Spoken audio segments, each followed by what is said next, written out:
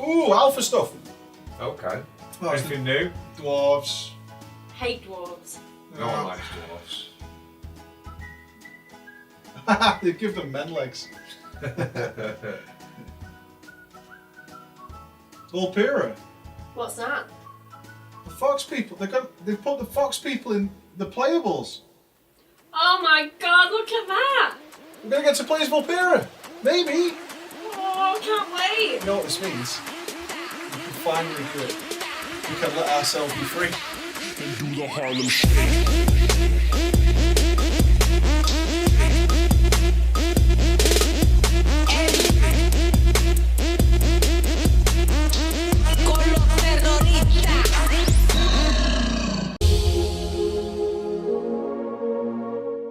Holla ballers, what's going on? It's Preacher, and my god, did Blizzard react quickly to the data mining that the Vulpera could be customized using the character creation screen. They're like, wait.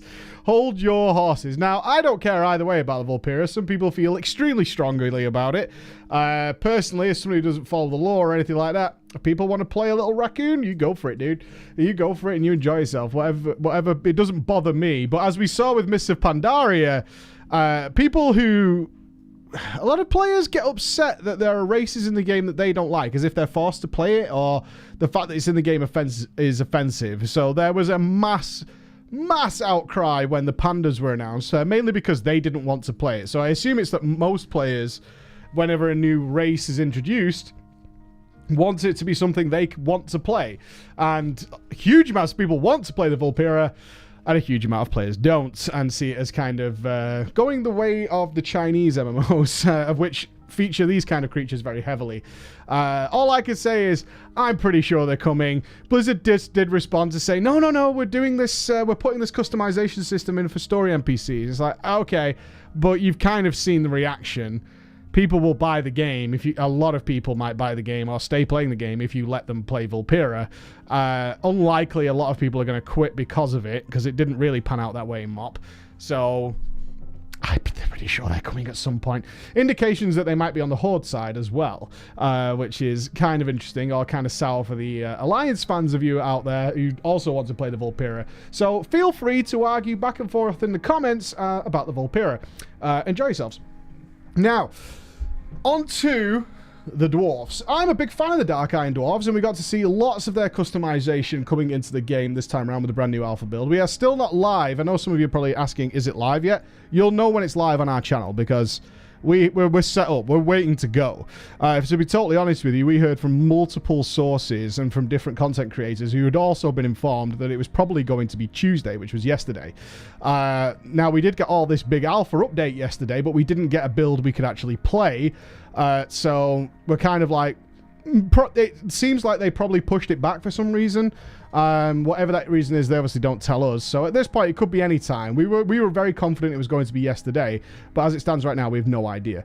I'm a fan of the Dark Iron Dwarves. It appeals to me. I like my macabre and sort of dark characters. So the Dark Iron Dwarves appeal to me far more than a normal dwarf.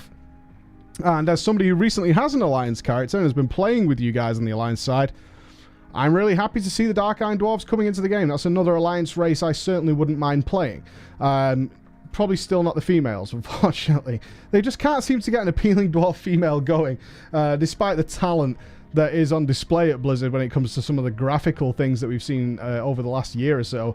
They can't quite seem to get it. It's better than the normal Alliance dwarf, I would say, but it's still not for me. I'm sure there's a race for everybody out there, but for me, it's not so there. Let's move on to the more interesting stuff then, as far as I'm concerned. The racing and stuff I think are a great addition to the game. Some people have been asking that. We did talk about it at the web show.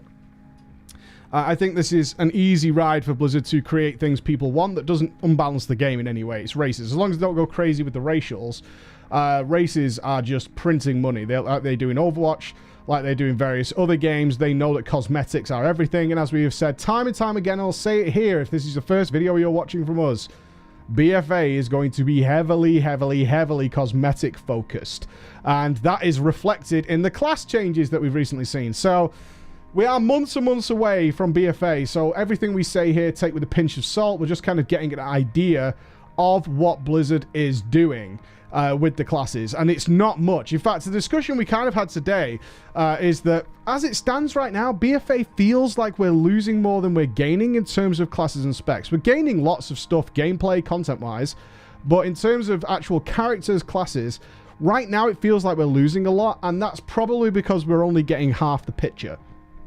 So before you all, you know the guys I'm talking about, you get a little snippet of information months ahead of time and use that to base every decision on. Don't do that. Let's at least get a playable build once we start getting the Azerite armor and seeing exactly how the Azerite armor is playing out and see exactly what the feel of these classes is. But it does feel right now, and I completely feel it myself, is right now it looks like we're losing stuff because the artifact abilities, like a Frost Mage, for example, there's no sign of Ebon Bolt anywhere. So are we going to pure Frost Bolt spam? Is that it? You know, that's the kind of feeling we're getting with plenty of classes. It looks like the ones that aren't gaining the artifact abilities have just lost something interesting. Not only that, but the ones that get an artifact ability baked into their talent trees, which some people have, like Disc Priests are getting baseline Light Wrath. That's not a talent, by the way, that's getting built in. And other classes that are getting artifacts, like the Paladin's Wake of Ashes for the Retribution Paladin is now a 100 talent.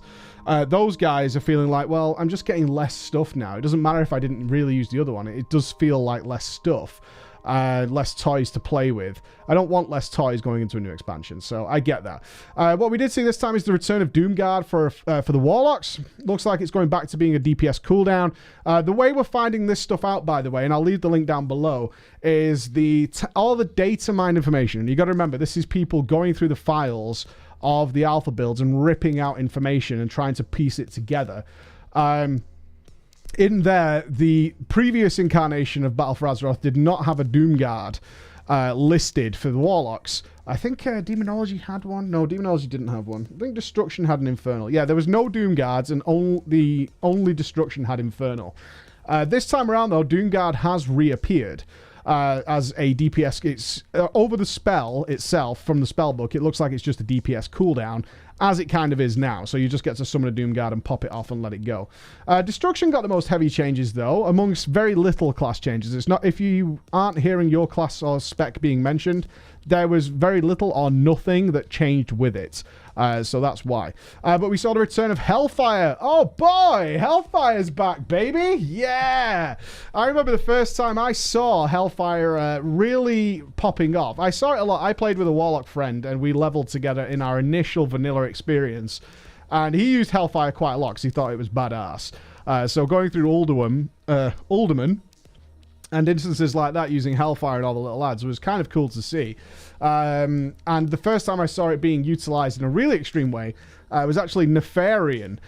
During a Nefarian kill, we would station 4 Warlocks in a square at the doorway to where the ads spawn. I'm sure those of you who've done transmog runs or even done the original Nefarian will know that ads pour out of 2 doorways. And the 5 vulnerable ones, we would put 4 Warlocks there, and they would just spam Hellfire for entire Phase 1, and those ads weren't going nowhere. So really happy to see Hellfire making its return. I hope it's utilized in some way.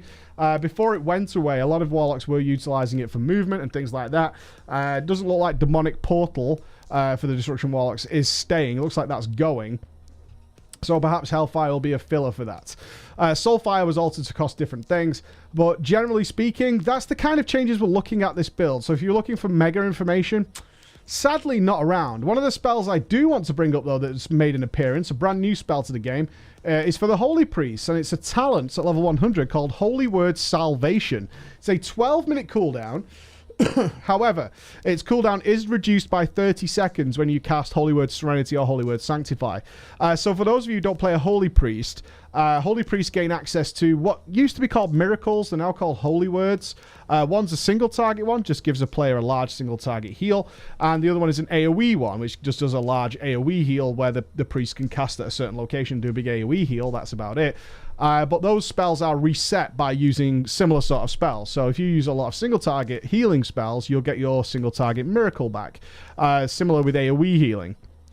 Holy Word Salvation then heals all allies within 40 yards, yeah, for 150% of spell power, and gives them all renew And 2 stacks of Prayer of Mending. Boom, baby. That is a badass spell. And I hope it comes with a graphic that suits it. I really do. So although it does carry this 12-minute cooldown, it's likely to be around 3 minutes. We would estimate, well, a rough guess, probably about 3 minutes. Similar to other major healing cooldowns. Maybe 3 or 4 minutes. But the interesting thing is here, it depends on the priest. Because you can't stack it with things, so the Holy Priests are probably interested now, but you can't, it's in the same tree as Apotheosis, which is a spell that resets your holy words faster. So you can't stack those two, which would have been nice.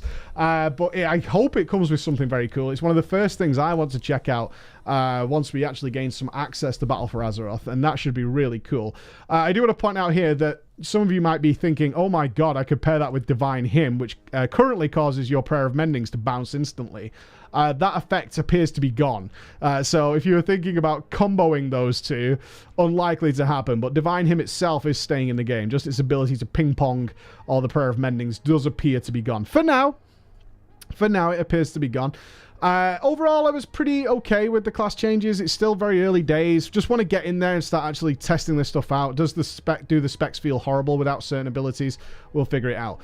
Some other interesting notes, though, I think we should bring up from this build is one is engineers are getting combat res.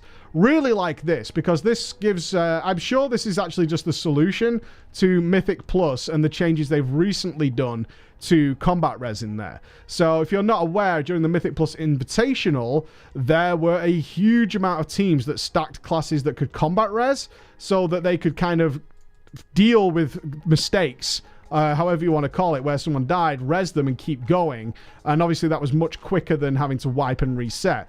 So recently Blizzard changed the system to how it works in raids, which is you have a combat res at the start, and then over time you'll generate more combat reses to use throughout the Mythic Plus engagement, rather than yours just going on cooldown.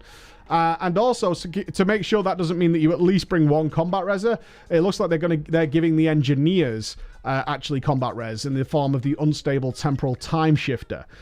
So that's really nice to see, is to have this utility there, similar to how we have with Bloodlust and stuff, where we can get it from multiple sources, and if we can't, we can use drums. Then now they're going to apply this as well. So it is in explosives and devices. It doesn't actually say, I want to point this out, it doesn't actually say that it requires engineering. So maybe it's not even engineers. Maybe engineers just craft it and it's going to be like drums and you can just have them in your bag, and that way everybody has access to a combat res if you're taking things seriously. So if you're the type of guy to carry drums, potions and things like that, and for your Mythic Plus groups, you can also be a guy who carries combat res and you can work things out that way. I think that's very cool. Smaller other mounts, like an ATV is coming into the game. Okay, so the engineers will be able to build an ATV. It's how do I say this? Ziwilag's ATV. It's a very fast mount. So you know, guys should know what ATVs look like. What is this going to look like? So we know a hovercraft is coming into the game, but how cool is this going to be? Is it going to be another Azeroth chopper, but a 4-wheel version? I don't know. Is it going to be military grade? Is it going to carry cannons? Is it going to have a little goblin on it? I don't know. But that is coming into the game. So that is very, very cool to see that. So I'll link everything down below. We're still waiting on going live with this, but that is what we know so far, ladies and gentlemen. And now we can speculate wildly about all kinds of crazy stuff. Thank you so much for listening. As soon as we can, we will bring you more BfA. Bye-bye.